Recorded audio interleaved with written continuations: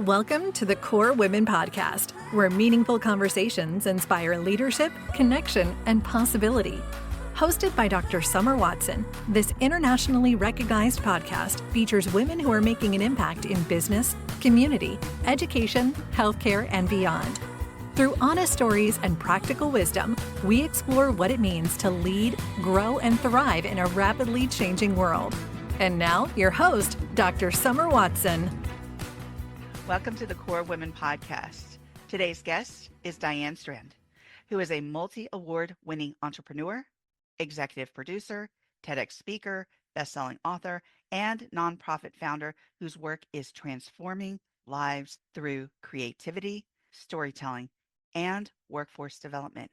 From a successful career in Hollywood working with Disney, Universal, and Barbra Streisand to launching creative careers through JDS Creative Academy and producing the nationally streamed television series Spirit of Innovation, Arts Across America, Diane is helping people turn creativity into opportunity, confidence, and lasting impact. Today, we'll explore her incredible journey and her mission to build pathways where creativity becomes a catalyst for success. Welcome, Diane. Thank you very much. I'm excited to be here. Absolutely. Well, I'm excited to have this conversation with you and share this time with you. So, before we dive into your professional journey, if you could describe your life to this point in one word, what would that word be and why is that one important to you? Well, I say heart, and it's because the art lives in the heart. Oh, that's cute. I love that. The art lives in the heart. Okay, expand on that because I love that. I have an interpretation of that, but you may have your own, of course. Well, the arts are my connection through everything, and I truly believe that's what impacts life, business, journeys, transformations, everything that you go through. The foundation is creativity and art. And when you lead with your heart, then you are always going to be making choices and decisions that not only are for maybe the betterment of everything, but you will find your way through when you lead with art in the heart. Thank you so much for expanding on that. And I feel it. It truly is important to have that art in the heart and also move throughout the world with an understanding of what our passion is, what our purpose is. And you have done that. So let's get into that. Your career has taken you from Hollywood productions like General Hospital, Friends, and Disney to becoming a nationally recognized leader in creative workforce development. What inspired that evolution? I'm going to go right back to the arts and really what it is, because there's a great quote: you can't connect your dots looking forward, you have to look back. And that's a Steve Jobs quote. And you trust that they will connect in the future. And my first dot shows up so early in my life, all the way back to second grade. All I wanted to do was play Betsy Ross in the school play. And everybody told me that I really shouldn't do that or try or go out for it because I couldn't read. I'm dyslexic. I was undiagnosed at the time.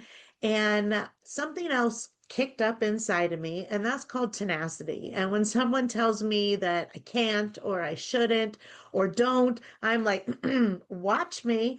And the next thing you know, I figured it out and I played Betsy Ross in the school play.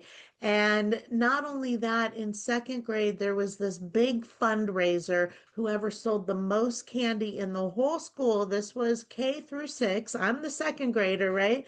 Would win all these prizes. You know how that works. And the grand prize was, okay, I'm going to date myself, a 19-inch black and white TV.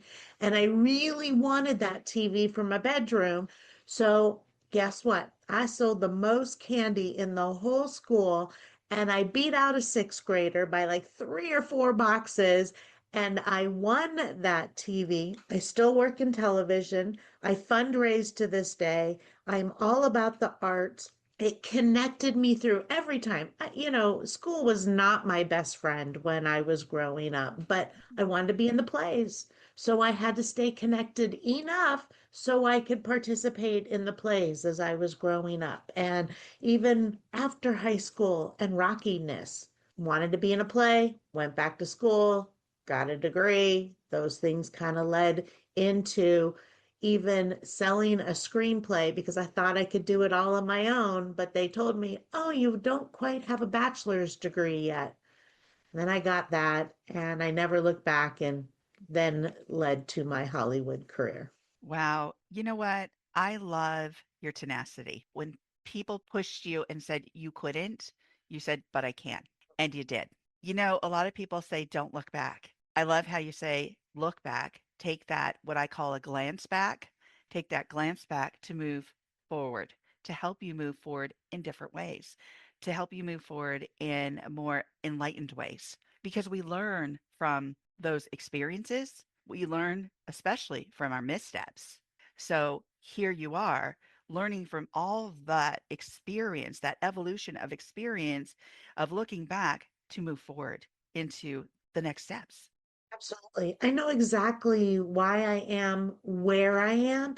Now, I couldn't have told you that this is where I would be 10 years ago because that I don't look at that way. I manifest, I see the big thing out there, and then I just take the next step because the step after that will start to reveal itself along the way. But when I look back, I know exactly why I am and where I am. And we're all a product of our choices, good or bad, of where we are right now. So, what are you going to do moving forward?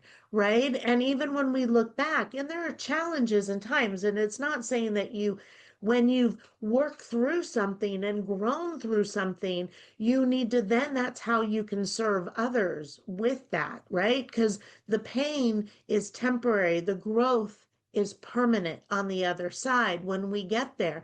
But in the challenge and in the moment, that's why we have to rely on the tools that we have built, and hopefully they're instinctively. And that's why I said, you need something done. It's all about the arts. You need something, find a theater kid. They know how to do it on a shoestring budget. They need to know how to do it scared. They need to know how to be resilient and get back up. They need to know how to improv in the moment when something goes wrong and be able to just be there and do it anyway, right? So those are the tools of the arts that we take with us, and they help us in those challenging moments and in those defining moments. It also helps us market, communicate, educate, train, learn. I mean, everything that we do touches the arts. And when we use that to pull ourselves out, then we can see what that next step is. And then trust yourself, pack your own parachute because you're going to have to jump.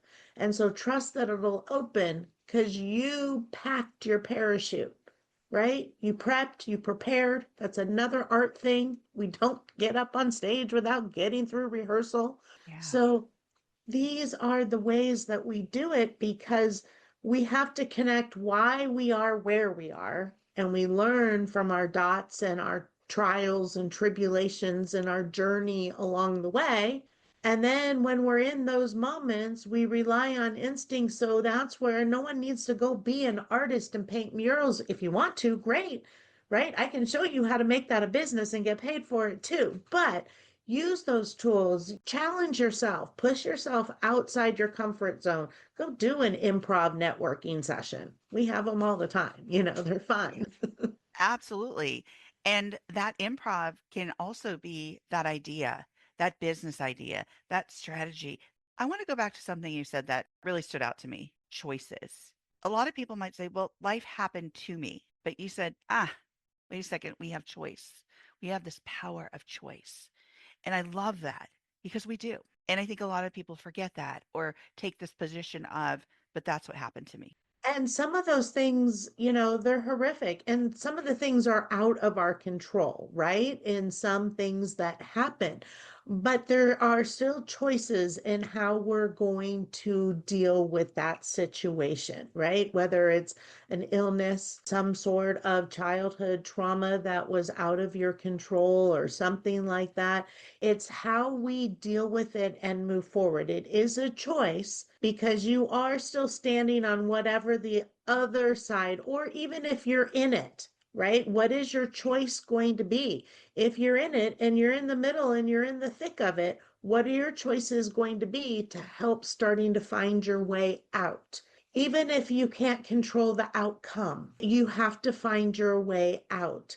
And those are choices, and they're tough choices, and they're strong choices that you have to make, right? When you're in it, whatever that in it. And some are huge and traumatic, and some are, oh my God, their life is lifing and bills and all the things that are coming at you. Get creative. This is where creativity comes into play. Get creative.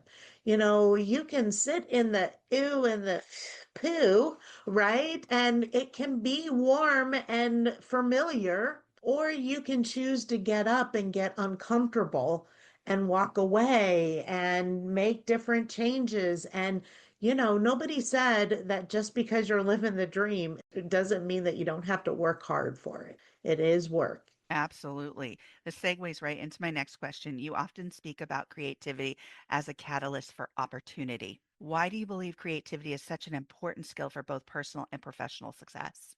Because it goes back to everything. If you're needing to start a launch, you got to get creative in your marketing, in your communication, in your planning, in how you're going to do it. If you are hitting a financial kind of challenge, you got to get creative with your finances to make it work. I mean, I founded a nonprofit around my kitchen table. It is now $1 million nonprofit. I self-funded it. There were days that we didn't know how we were going to make ends meet, but you show up, you say yes, you keep going, you do the next step, you do the scary thing because it's scary. You don't know. And you're jumping and it's a cliff, but I packed my parachute. So I know it's going to open. It doesn't mean the trees might not scrape me along the way. It doesn't mean I might not bump and fall, or the landing might be a little tough, but it's going to open. I packed it. I'm going to be okay. I know what's important to me. I know self-value. I know my kids. I know my husband. I know my friends. I know those things. They got my back too, right? They're the ones that count and what matter. So that's your parachute. That's where that's real. Your community, your authenticity comes from the people that you surround yourself with. Are you doing it? You got to drink your own Kool-Aid, right? So You gotta believe it.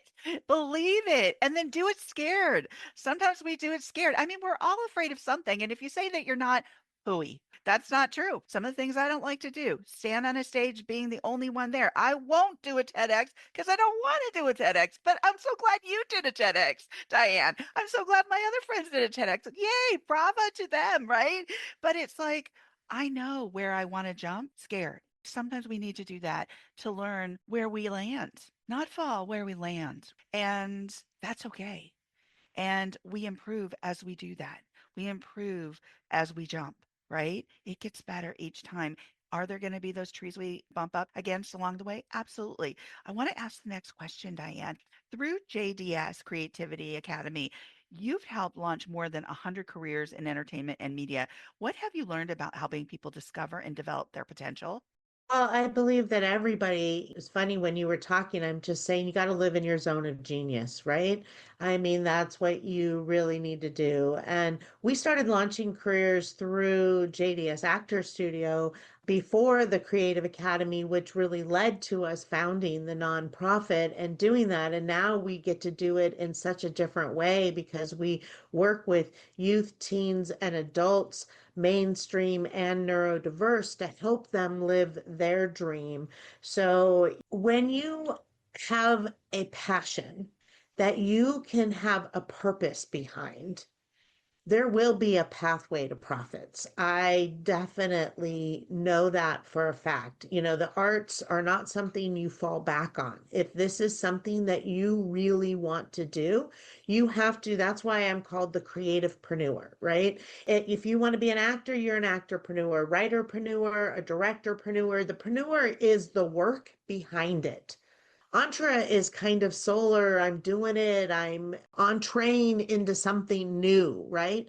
But I am all about creativity. If you're about being an actor, you're about being a podcaster, you're about being a financial person, you're about being a lawyer, all of those things, you've got to put that in front and show up that way and be in your zone of genius and work it, and then you will find the pathway. The industry is a multi-billion-dollar industry. There is room for everybody in this industry. You need to know the whole understanding of it. You can't just be like, I want to be an actor and I'm talented and I'm only going to do this, and I want to be in films and not television, and I want to do commercials. That's not going to work. You've got to work it. It's called a dream. Direction, realize, evaluate it, engineer it, reverse engineer it if you have to. Action with accountability creates the momentum to win, so the dream becomes a reality. Boom, mic drop. That is awesome. I don't think I've ever heard an acronym created from the word dream. Thank you for that. I loved it. So, the spirit of innovation, arts across America has been running for 8 years. What stories or experiences have had the greatest impact on you throughout that journey? Well, the evolution of the show has been just phenomenal. I mean, going back, I created the show. Primarily, it started as a vision where when I first moved into Riverside County, we only had the LA media market. And you got to remember, I'm a Hollywood girl, so I was in the LA Hollywood world. I left Hollywood and I went to San Diego, North County, and started building my entrepreneurship to then land in Southwest Riverside County, where I've really built everything. And only media we had was back to LA, and we weren't talking about our schools and our businesses and our ecosystem, which is different than LA County. And so we lived in a little media desert. So that's how it started. You know, I had a lot of different visions and it had a great evolution. I didn't even start out hosting the show. I was the executive producer and creator, and my partner in life and business, Scott, he was the director.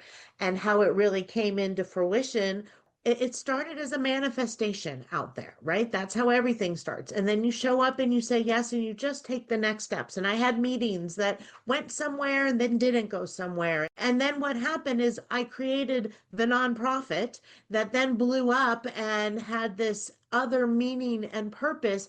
And then all of a sudden, the show became a vehicle to be able to be a training ground for adults with developmental disabilities so they could learn camera and writing and segments and how to start editing and putting it together. So that's how it started. And we went and got a flashy host and thought that that was the way to do it. And we had some different people who hosted it along the way.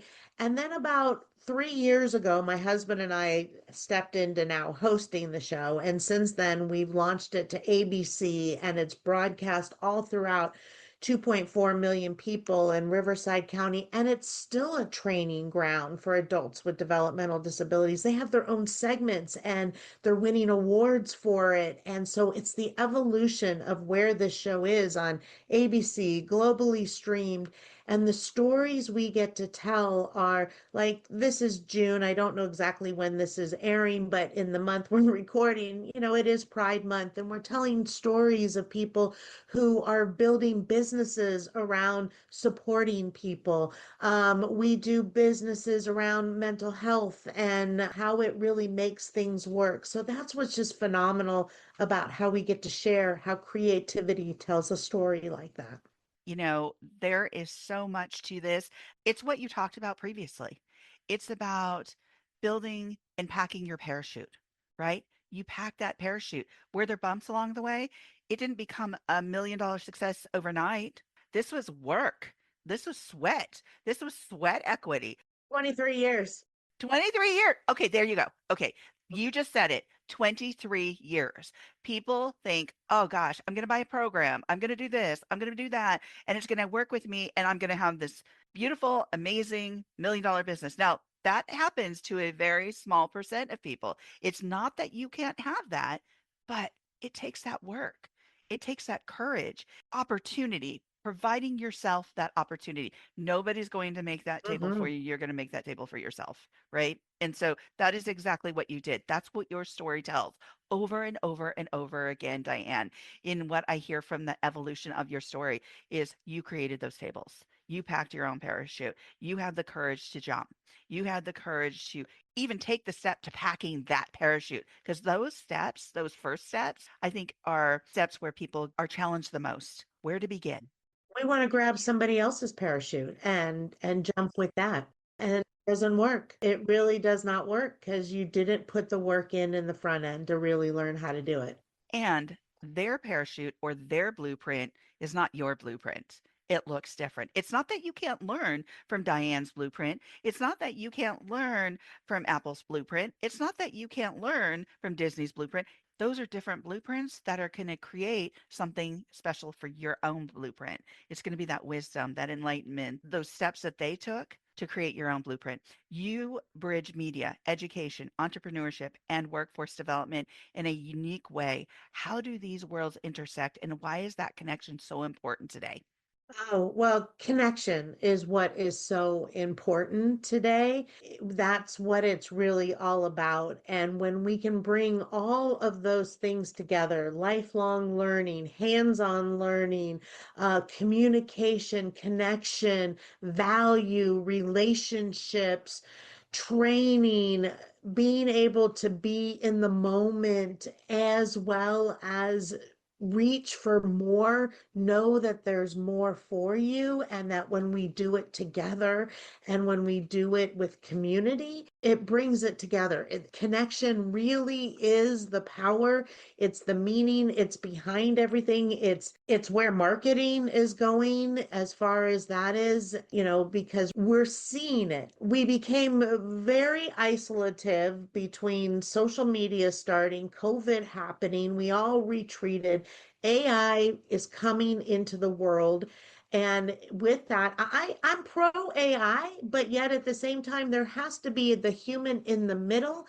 And that's where the connection comes in. And that's what's so important. So you have to learn it and know it so you don't get replaced by it. And yet at the same time, the connection that you bring to it, that's what's going to make it valuable. So that's the key word. That's where we're at. And I think we're driving that as business thought leaders and entrepreneurs and communicators and people who are willing to step into the visibility and the spotlight. Because if we have to share it, it's storytelling, it's connection based, and storytelling has to be the strategy. And so that's how we're going to get through this, because AI can't tell our stories. And so when we tell our stories, the connection will happen. Yes, absolutely. We have covered so much. So, as we come to the close of the interview, what advice would you give someone who has a creative passion but doesn't yet see a clear path to turning it into a meaningful career or business?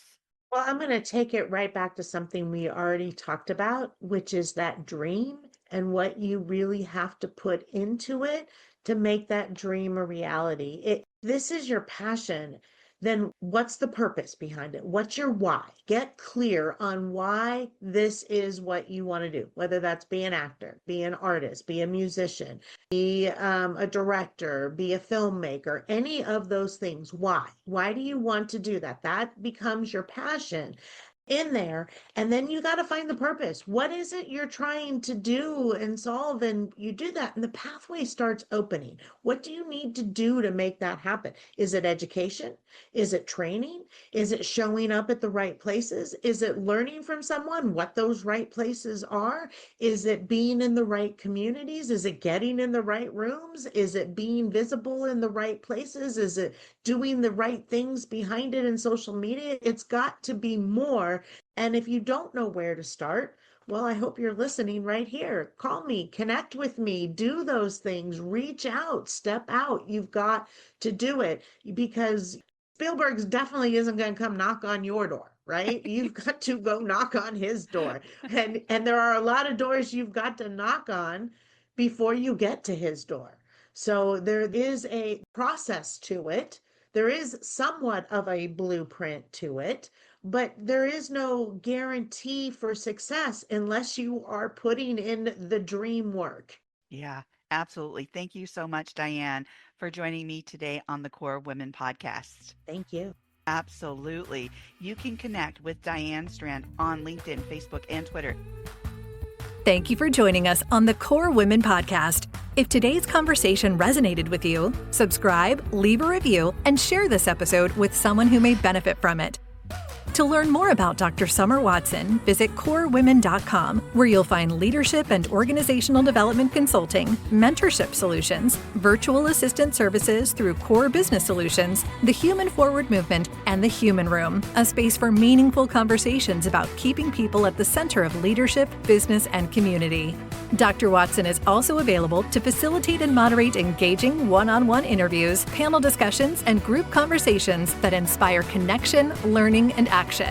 Until next time, lead with purpose, connect with intention, and remember to put people first and on purpose.